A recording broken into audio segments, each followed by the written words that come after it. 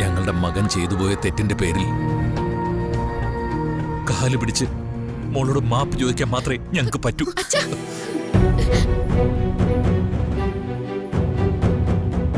എല്ലാ അർത്ഥത്തിലും മോളുടെ ജീവിതം ഇല്ലാതാക്കിയതിന്.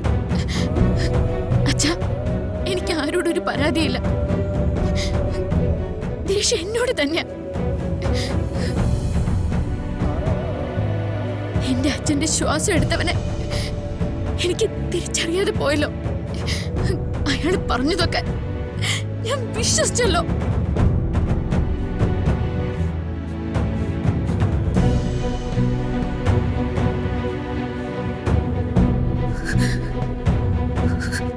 പോട്ടമോള്,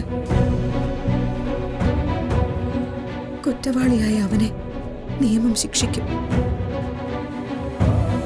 കോടതിയിലേക്ക് വിളിച്ചാൽ മോൾ ഇനിയും പോണം.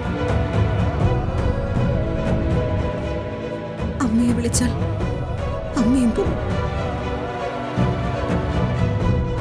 എന്നിട്ട് എല്ലാവരും കേൾക്കെ അവന്റെ മുഖത്ത് നോക്കി വിളിക്കണം, കൊലപാതകിയെന്ന്.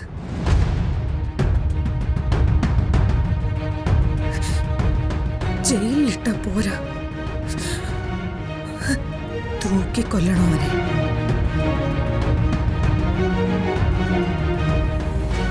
ചിലപ്പോ സത്യമറിയാവുന്ന നമ്മളെയൊക്കെ തോൽപ്പിച്ചുകൊണ്ട്, നിയമത്തെയും തോൽപ്പിച്ചുകൊണ്ട് അയാൾ പുറത്തു വരുമേ.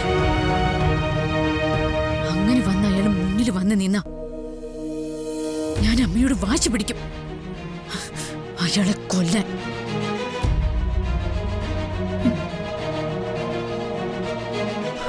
വേണം.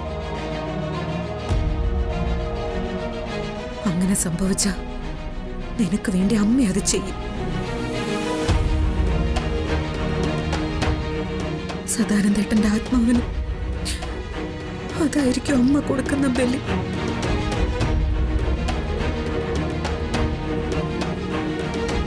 മോളകത്തേക്കില്ലേ? കുറച്ചു നേരം മോള് സമാധാനായിട്ടിരിക്കേ.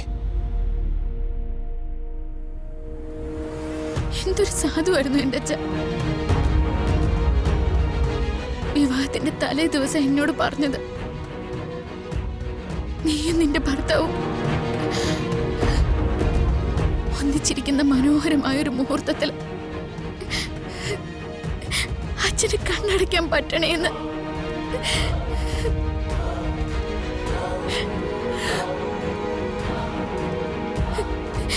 എന്നിട്ട് ഒരു മുറിയില് എന്റെ അടുത്ത് കിടന്ന് എന്റെ കഴുത്തിൽ താലി കെട്ടിയവന്റെ കൈ കൊണ്ട് എന്റെ അച്ഛൻ തീർന്നു.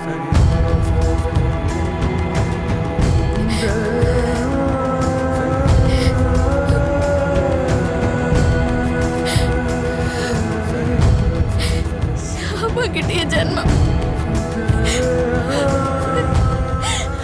അത്രേ ഉള്ളൂ സദാനന്ദനും കുടുംബം.